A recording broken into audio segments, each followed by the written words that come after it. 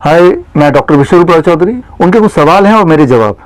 पहला सवाल, ये सारे सवाल ब्लड प्रेशर जुड़े हुए सवाल है। पहला सवाल है, आप डायबिटीज को बीमारी नहीं मानते, क्या बीपी के साथ भी ऐसा ही है?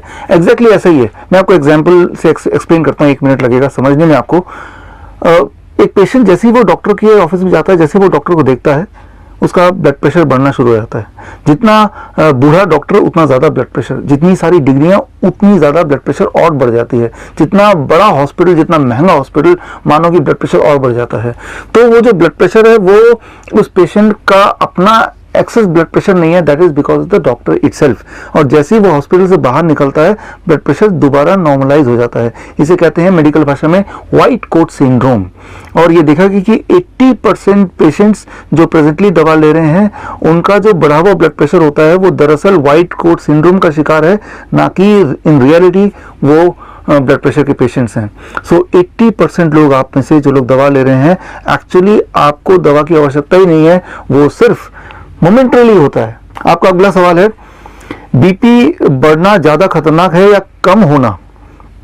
कैसे समझ आता है कि बीपी कंट्रोल में नहीं है? देखिए, बोथ द वेज। बहुत ज्यादा होगा तो भी दिक्कत आ सकती है, बहुत कम रहेगा हमेशा तो भी दिक्कत आ सकती है। अब बहुत ज्यादा कितना होता है? 160/100 से नीचे कुछ भी है तो वो बहुत ज्यादा नहीं मानेंगे। हाँ, 160 से बाई 100 लगातार रहता है, घर पे भी, हर मौके पे भी, तो उसे ज्यादा बोल सकते हैं। सिमिलरली 100/60 तक ओके है, उससे नीचे लगातार रहता है तो वो कम बोल सकते हैं। लेकिन यहां भी जैसा आपने पूछा है कि कैसे पता चलेगा बीपी ज्यादा है या कंट्रोल या कम है? जब आपको डिस्कम्फर्ट होगा, हेडेक होगा, लेथार्जिक होगा, वीकनेस होगा, तो ये सारे इंडिकेशंस हैं कि blood pressure is not in the right place. So अगर कोई सिम्टम नहीं है तो जो आपका ब्लड प्रेशर है वो आपके लिए ठीक ब्लड प्रेशर है, need not to worry about it. आपका अगला सवाल है, रिसर्च कहती है कि मोबाइल फोन से भी बीपी बढ़ सकता है, आपके अनुभव से क्या सचमुच ऐसा होता है? डायरेक्टली ऐसा नहीं होगा, एक दिन में ऐसा नहीं होगा। इनडायरेक्टली लॉन्ग रन में मोबाइल यूजर्स के बॉडी में ट्यूमरस ग्रोथ होने के चांसेस बढ़ जाते हैं, और जब जब ट्यूमर बढ़ते आएंगे, आपके बॉडी में ज्यादा होंगे, तो उससे इनडायरेक्टली ब्लड प्रेशर भी बढ़ेगा। सो ब्लड प्रेशर का बढ़ना कोई बीमारी नहीं है, वो सिम्टम जरूर हो सकता है कि बॉडी में कोई नेगेटिव बदलाव आया है। आपका अगला सवाल है, किसी को बीपी की परेशानी हो तो उसे सबसे ज्यादा किस चीज से डरना चाहिए? 2 चीजों से। पहला सॉल्ट, व्हाइट सॉल्ट, और दूसरा तेल। ये 2 हैं आपके सबसे बड़े दुश्मन। ये दोनों चीज आप कम कीजिए, छोड़ दीजिए। बीपी अगर है भी, पहली बात तो मैंने आपको बताया, 160/100 लगातार रहना, हर सेटिंग में रहना, उसे आप बीपी मानेंगे। आपका अगला क्वेश्चन है, गुस्से में बीपी बढ़ना एक मुहावरा या व्यंग्य की तरह लिया जाता है, क्या गुस्से लोग बीपी का ज्यादा शिकार होते हैं? देखिए, गुस्से में आंसर इज यस। गुस्से में रहेंगे तो आप का बीपी उससे बढ़ता है। एक्चुअली गुस्से में रहने से, जब हम गुस्से में होते हैं तो बॉडी स्ट्रेस हार्मोन प्रोड्यूस करता है। स्ट्रेस हार्मोन जो है वो हमारी बॉडी को प्रिपेयर करता है इमरजेंसी सिचुएशन को हैंडल करने के लिए। लेकिन अगर हम लगातार गुस्से में रहेंगे तो स्ट्रेस हार्मोन की मात्रा इतनी बढ़ जाएगी, एंड स्ट्रेस हार्मोन जब ज्यादा होगा, दैट में lead to high blood pressure. So ये सही बात है, गुस्सा contributes to high blood pressure and that may contribute to heart attack, brain stroke, etc. आपका अगला सवाल है, ज्यादातर माना जाता है कि 120/80 बीपी हो तो आप सेहतमंद हैं, लेकिन कुछ एक्सपर्ट 160/100 को भी सही मानते हैं।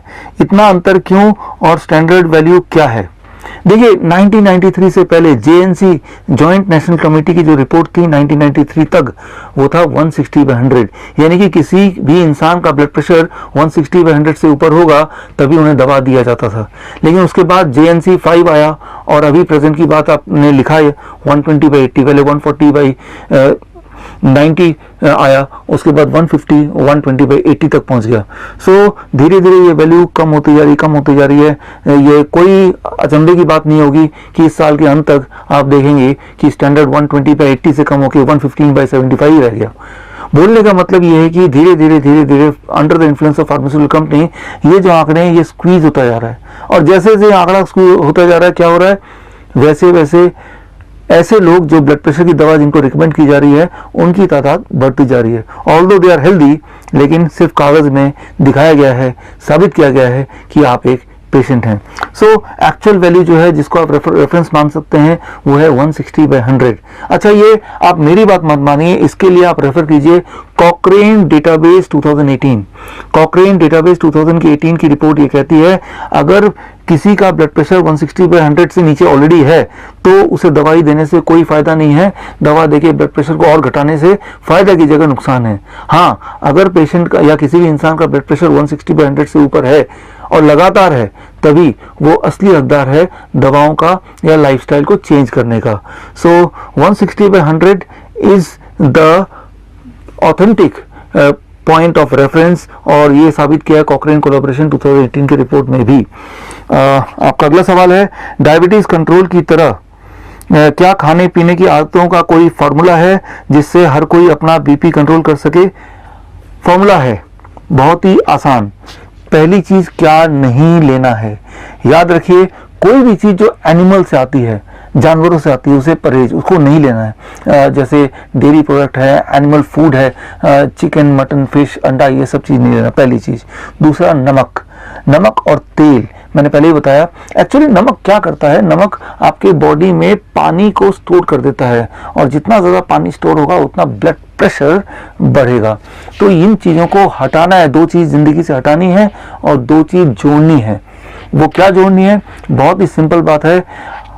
पूरे दिन भर में आपको ये देखना है कि आपके पूरे डाइट का कम से कम 50% पार्ट फ्रूट्स एंड वेजिटेबल हो, फ्रूट्स एंड रॉ वेजिटेबल।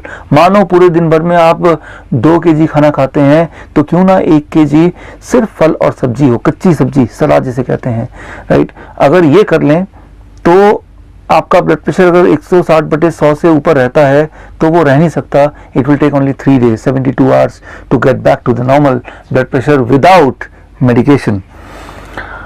यहाँ अगला क्वेश्चन है, हम भारतीय नमक भी खूब खाते हैं और चर्बी पर भी कंट्रोल नहीं करते। ऐसे में बीपी कब और कितना खतरनाक बन जाता है?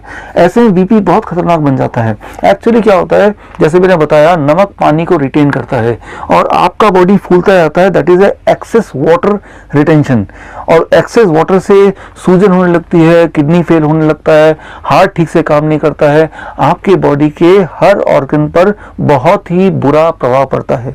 आप एक्सपेरिमेंट करके देखिए, 3 दिन के लिए आप नमक छोड़ दीजिए, आप देखेंगे आपका वेट भी करीब 3 kg या 1.5 से 3 kg आपका वेट घट जाएगा। तो वो जो घटा वेट है वो फैट बर्न नहीं हुआ, वो आपकी बॉडी में जो एक्स्ट्रा वाटर था वो गायब हो गया। अब साथ में आप अपना ब्लड प्रेशर देख लीजिए, वो भी आपको कम मिलेगा। सो यानी कि वो जो एक्स्ट्रा वाटर था वो आप धो रहे थे, वो आपके बॉडी के लिए, हार्ट के लिए, इवन लंग्स के लिए, किडनी के लिए बहुत बड़ा बर्डन था। सो यही मैं बोलूंगा कि नमक को आप खत्म कीजिए। कैसे? एक याद रखिए बात, बहुत ही सिंपल। इंसान का बना हुआ कोई भी वस्तु में नमक खूब होता है, सोडियम बहुत ज्यादा होता है।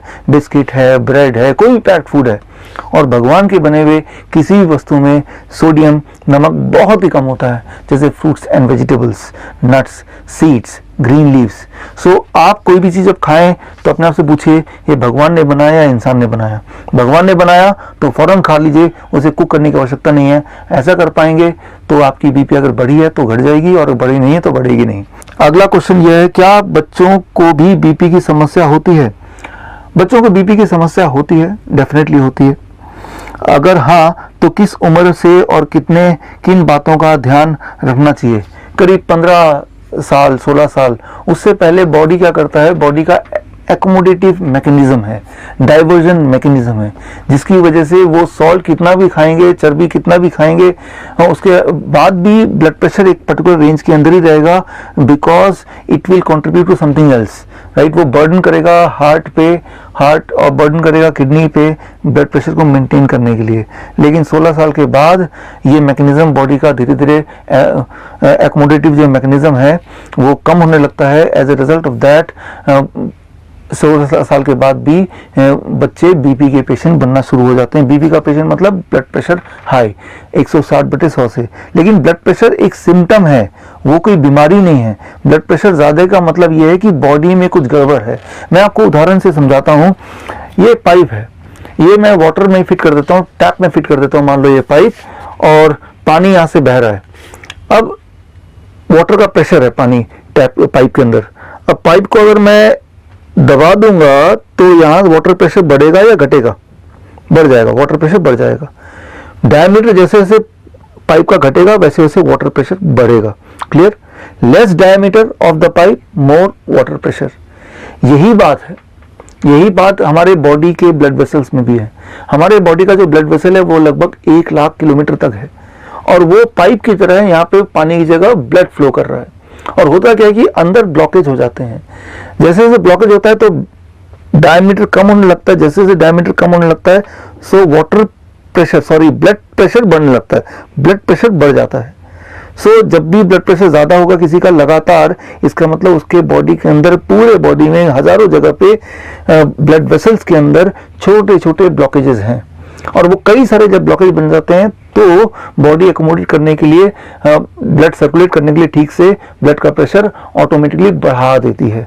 ब्लड प्रेशर प्रॉब्लम नहीं है, प्रॉब्लम यह है कि बॉडी में इंडिकेशन है कि बहुत सारे छोटे छोटे ट्यूमरस ग्रोथ है या ब्लॉकेजेस हैं। अगर आप दवा लेके ब्लड प्रेशर को घटाएंगे भी तो भी जो मेन कॉज है, कॉज तो ब्लॉकेज है, वो तो वहीं का वहीं है, तो कॉज वहीं का वहीं है। यानी कि आप जब भी दवा लेते हैं ब्लड प्रेशर घटता है, but at the cost of making you more sick. आपके हार्ट को कमजोर करके मेडिसिन आपके ब्लड प्रेशर को घटाती है, ना कि उस ब्लॉकेज को हटा के।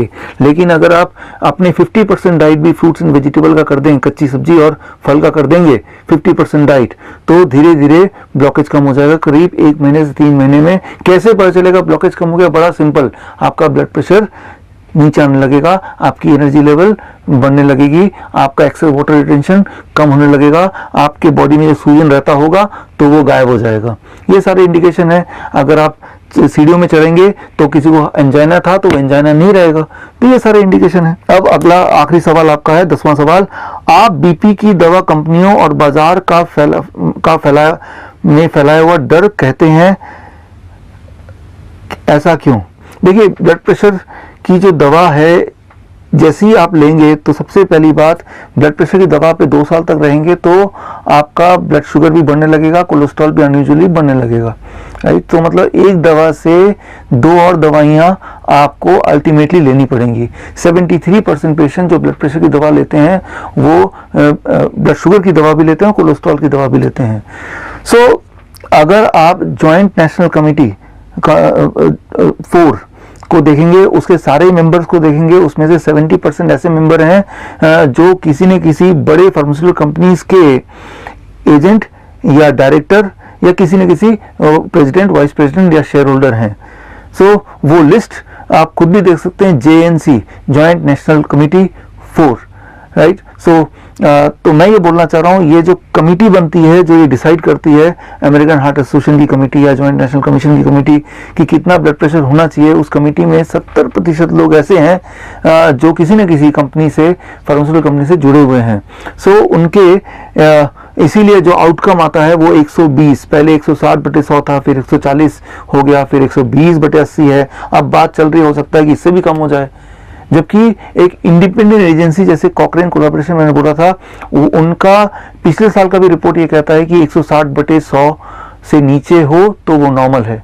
जरा सोचिए, एक तरफ कॉकरेन कोलैबोरेशन 160 अभी भी बोल रहा है, और एक तरफ अमेरिकन हार्ट एसोसिएशन या JNC जैसे लोग इसको लगातार घटाते जा रहे हैं, राइट? तो कहीं ना कहीं तो घोटाला है ही। और आप ये पाएंगे, जैसे आप दवा शुरू कर देंगे, दवा शुरू करने के बाद ब्लड प्रेशर तो कम दिखेगा, लेकिन आप के हेल्थ प्रॉब्लम साथ में जुड़ते चले जाएंगे। क्योंकि याद रखिए, ब्लड प्रेशर अपने आप में कोई बीमारी नहीं है। ब्लड प्रेशर तो इंडिकेशन है कि कोई बीमारी आपकी बॉडी में है, कोई ब्लॉकेज या ट्यूमर है जिसकी वजह से बॉडी ने अपनी ब्लड प्रेशर को बढ़ा दिया है। तो एक बीच का रास्ता ये कर सकते हैं, अगर आपको ब्लड प्रेशर घटाना ही है, अपने डाइट का 50% आप फ्रूट्स एंड वेजिटेबल कर दीजिए, और animal food and PAT food को छोड़ दीजिए। बस यही आपकी दवा है, उसी से आपका ब्लड प्रेशर मेंटेन हो जाएगा, और अगर बॉडी में कोई ब्लॉकेज वगैरह है वो भी चला जाएगा। ये आप अपना सकते हैं, जिसमें कोई नुकसान नहीं है। लेकिन एक बात है, अगर इसको अपनाया तो ब्लड प्रेशर एकदम से गिरेगा, तो ब्लड प्रेशर की मेडिसिन आप पक्का ही छोड़ दीजिए, नहीं तो हाइपरटेंशन की जगह हाइपोटेंशन हो जाएगा, वो और खतरनाक बीमारी है। सो मेरी ये सलाह है कि आप इस डाइट पे आइए, ब्लड प्रेशर ड्रॉप करने लगेगा पहले 2-3 दिन के अंदर, तो दवा को आप एकदम छोड़ दीजिए, नहीं तो और खतरनाक हो जाएगा। With this I conclude the answer to all this questions. All the best, this doctor Biswaroop Chowdhury. धन्यवाद।